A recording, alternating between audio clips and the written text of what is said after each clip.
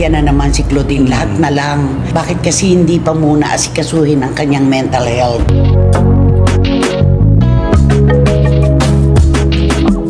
Dito, medyo hindi na naman maganda ang mga komento sa kanya. Yung full moon, nakita niya doon sa bintana. Look at the moon, sabi niya. Ipinadala ng mami ko ang buwan na ito. Hi, mami, I love you.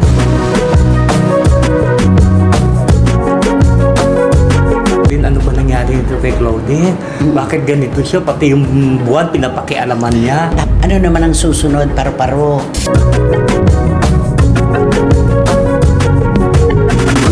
At saka sana ginawa niya yun, hindi niya na lang binidyo at hindi niya Sana hindi na lang binidyo. Oo, kasi ang hirap nun eh. Pag Ipinost pa kasi. Bitiranang kolonista na si Christopher Min napakomento sa ginawa ni Claudine Barreto.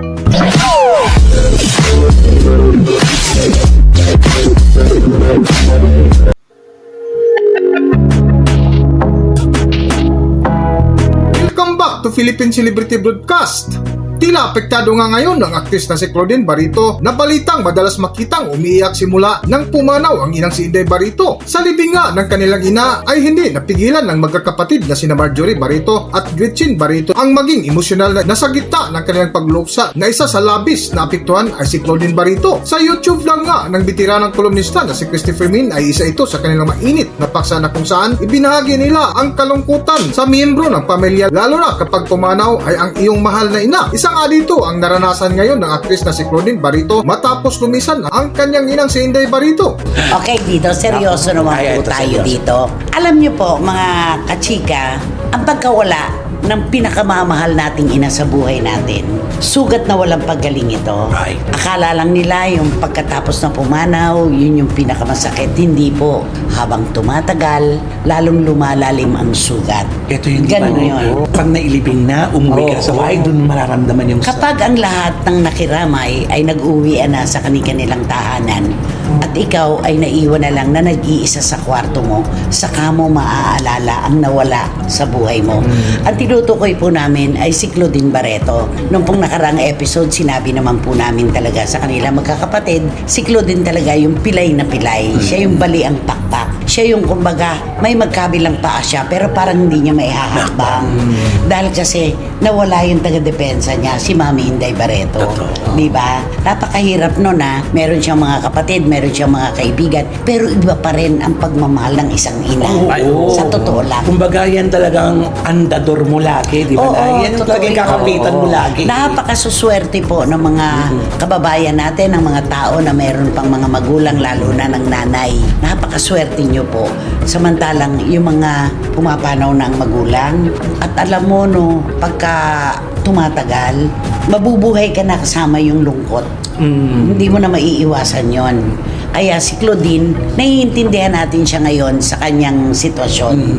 Talagang napakahirap. Pero alam mo, may mga bagay-bagay sa mundong ito na katulad yung nalulungkot tayo. Sobra-sobra ang ating kalungkutan. Sarilinin na lang muna natin. Huwag na nating i-flaunt. Huwag na nating ipinakikita sa publiko. Totoo na eh. Kasi may masasabi at masasabi ang iba eh. Kahit na alam nila yung pinagdadaanan mo, meron at meron silang masasabi. May mananakit at mananakit kahit pa po nagdurugo ang puso natin.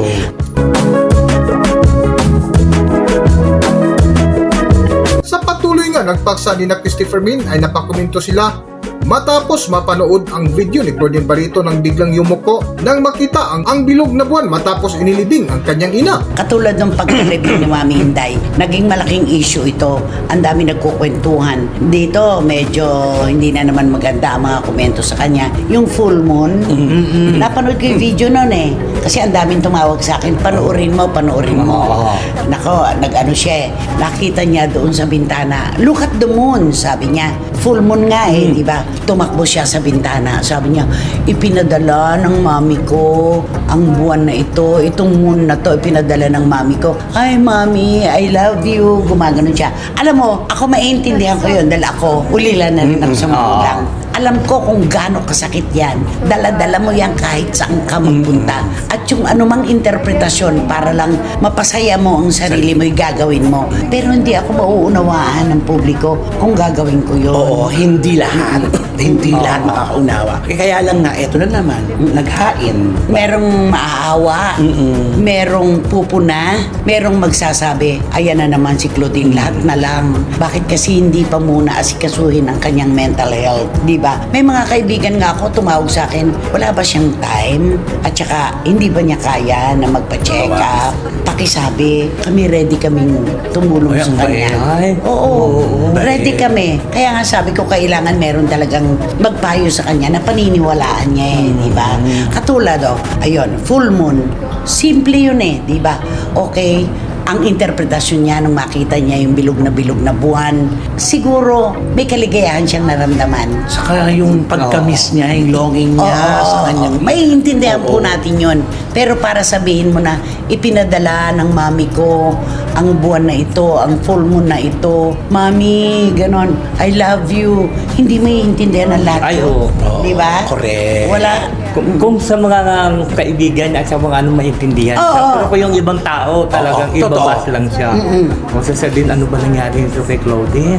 Bakit ganito siya? Pati yung buwan, pinapakialaman niya. Tapos meron pang nagkwento na ano naman ang susunod, paru-paro. O, di ba yun? Ay, oo. Ano ang susunod pa? Di ba yung ganon? correct. Kaya dapat yung mga ganito na kalungkutan natin, itinatago natin yan Nagsasalita tayo sa mga kaibigan, sa mga makakaunawa. Okay yun. Pero ang mundo ba makakaunawa? Oo, sa dami ng tao sa mundo at nagbabasa, Oo. siyempre may kanya-kanya silang interpretasyon. Hindi natin saklaw ang iisipin.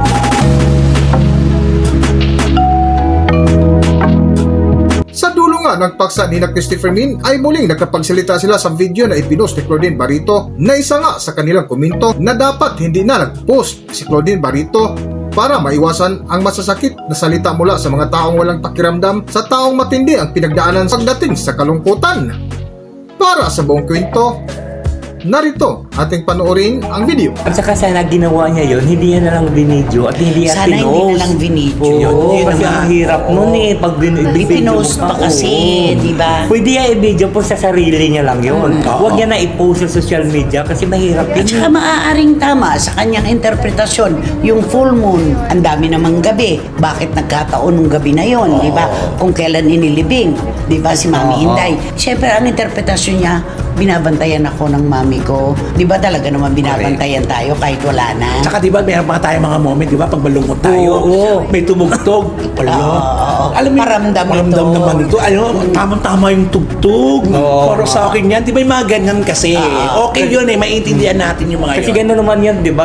Katulad yan, di ba? Yung isa nga, di ba sabi, Mommy, please help me. Di ba yung mga gano'n, di ba? Mami, help! Oh, help. Ganon. Sabing gano'n. Oo. Kasi siyempre nandiyan palagi. Iniisip Iba ko naman kasi si yun. Mami yun Kasi yung actress na yun, nagsusugal. Yung kinukwento mo, siya yung mami, help. Help me. Oo. Ginagano niya yung makina. Oo. Pumipindot siya, mami, help. Kasi nga may siyang tulong sa mami niya. Para tumoga. Para dumakpat. Iba naman yun. Hindi, pero at least, kahit ano yung Naaalala. naalala niya. Tsaka kasi naman ang kalungkutan kasi na, di ba, ano yan Oo. Subjective yan Oo. Iba-iba yan talaga. Correct. Yung ikinasisiyan ng kalooban natin para sa iba hindi.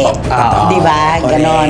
Huwag na lang sanang i-post para hindi ka nag-iimbita ng mga taong papansin sa mga galawan mo. Oo, naiintindihan namin. Totoong-totoo yan na habang tumatagal, Claudine, mas lalong lalalim ang kalungkutan mo. Ang sugat mas lalalim. Lalo pat ikaw'y bunso, pinakamalapit sa'yo ang mami mo, taga-depensa mo. Parang ang feeling mo ngayon kasi nag-iisa ka na lang. Hindi, marami nagmamahal sa'yo. Hindi mo lang sila nakikita pa at nakakatagpo. No. Di ba? Pero ang daming nagmamahal sa'yo, Ay, Claudine. oo. Lahat ng suporta ninyong lahat ng Claudinians, mga palanggas, even sa lahat sa buong pamilya namin, maraming salamat po sa inyong lahat.